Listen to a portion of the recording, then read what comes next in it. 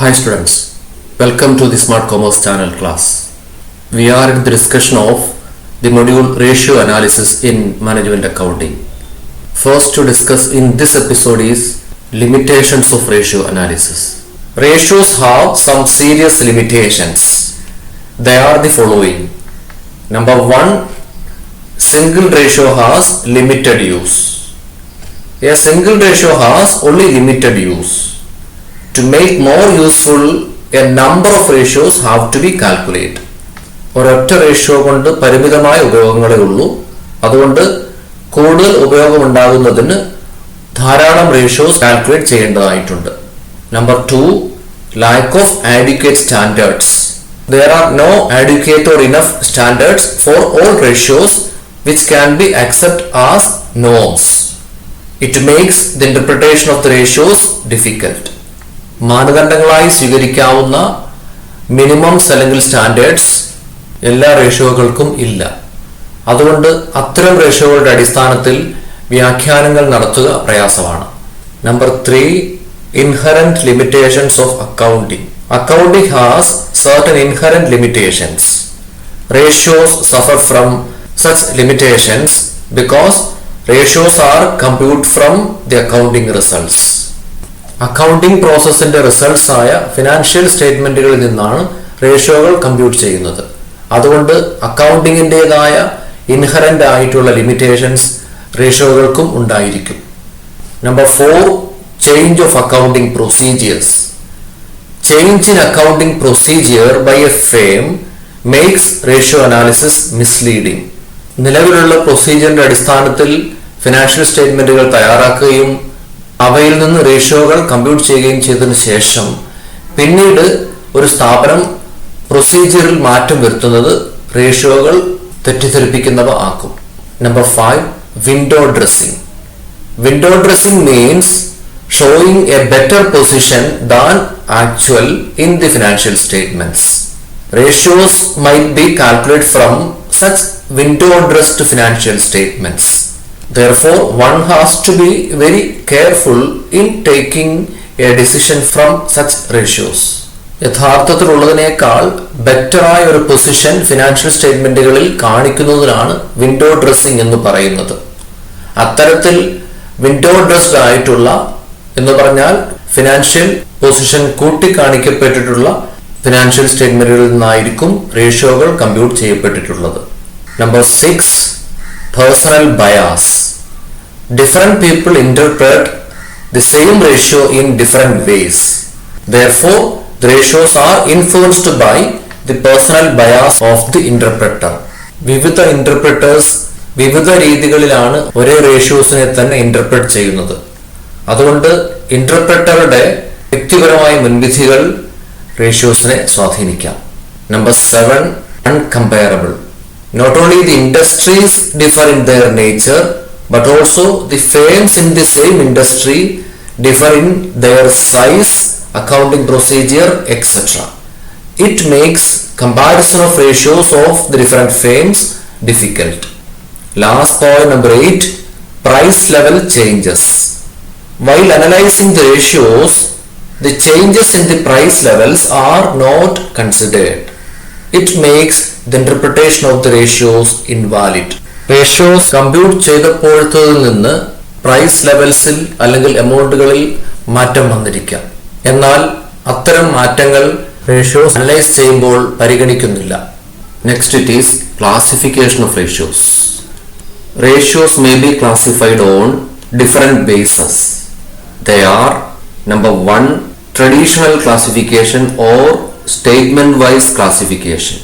According to traditional or statement-wise classification, ratios are classified into A, position statement or balance sheet ratios, B, income statement or profit and loss account ratios, C, mixed or composite or interstatement ratios.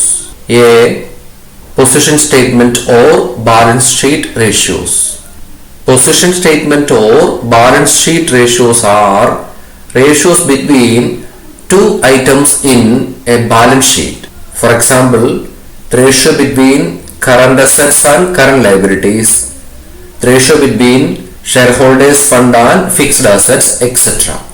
B. Income statement or profit and loss account ratios. Income statement or profit and loss account ratios are ratios between two items in a profit and loss account. For example, ratio of gross profit to sales, ratio of net profit to sales, etc. C. Mixed, composite or interstatement ratios. Mixed, composite or interstatement ratios are ratios between a profit and loss account item and a balance sheet item. For example, stock turnover ratio, that is the ratio between stock from the balance sheet and sales from the trading and profit and loss account. Then total assets to sales ratio, that is total assets from the balance sheet and sales from the trading and profit and loss account. Now number 2, classification of ratios according to significance or importance. According to significance or importance, ratios can be classified into A. Primary ratios, B. Secondary ratios.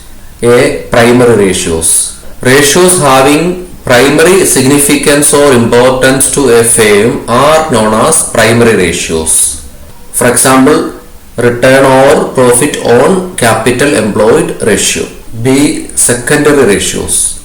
Ratios having no primary significance or importance, rather which are secondary only or support or supplement the primary ratios, are called secondary ratios.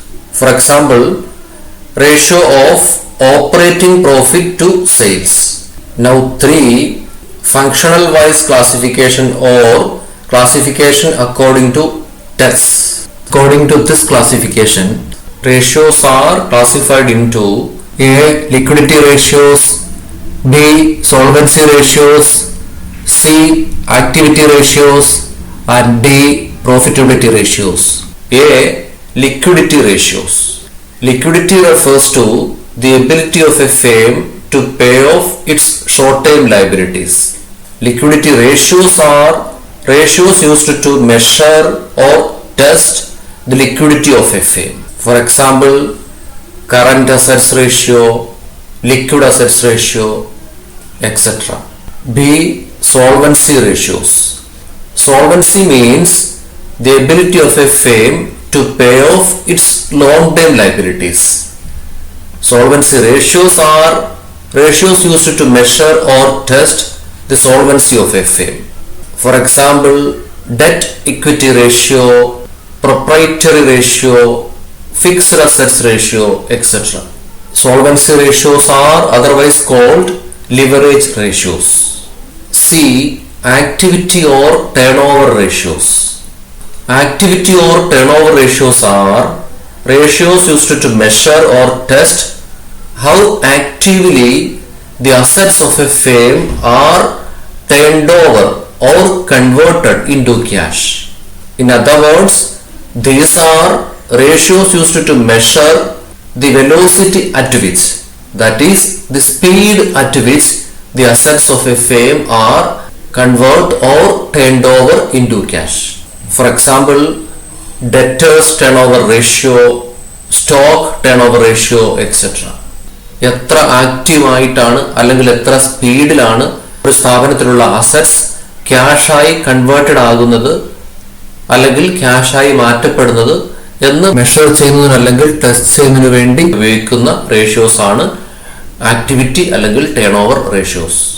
ഉദാഹരണത്തിന് debtors turn over ratio, എത്ര ആക്റ്റീവായിട്ടാണ് അല്ലെങ്കിൽ എത്ര സ്പീഡിലാണ് debtors collect ചെയ്യപ്പെടുകയും അങ്ങനെ അവ ക്യാഷായി മാറുകയും ചെയ്യുന്നത് എന്ന് മെഷർ ചെയ്യുന്ന റേഷ്യോ ആണ് ഡെറ്റേഴ്സ് ടേൺ ഓവർ റേഷ്യോ. മറ്റൊന്ന് സ്റ്റോക്ക് ടേൺ ഓവർ റേഷ്യോ, എത്ര ആക്റ്റീവായിട്ടാണ് അല്ലെങ്കിൽ എത്ര സ്പീഡിലാണ് സ്റ്റോക്ക് വിറ്റഴിയപ്പെടുകയും അങ്ങനെ അവ ക്യാഷായി മാറുകയും ചെയ്യുന്നത് എന്ന് മെഷർ ചെയ്യുന്നതിന് വേണ്ടി അല്ലെങ്കിൽ ടെസ്റ്റ് ചെയ്യുന്നതിന് വേണ്ടി ഉപയോഗിക്കുന്ന റേഷ്യോയാണ് stock turnover ratio. Now D. Profitability ratios. Profitability means the profit earning capacity of a firm. In other words, it is the capacity of a firm to earn profit. Profitability ratios are ratios used to measure or test the profitability or profit earning capacity of a firm. For example, gross profit ratio, net profit ratio, etc. We will be back soon with the next topic in the next episode. Thank you.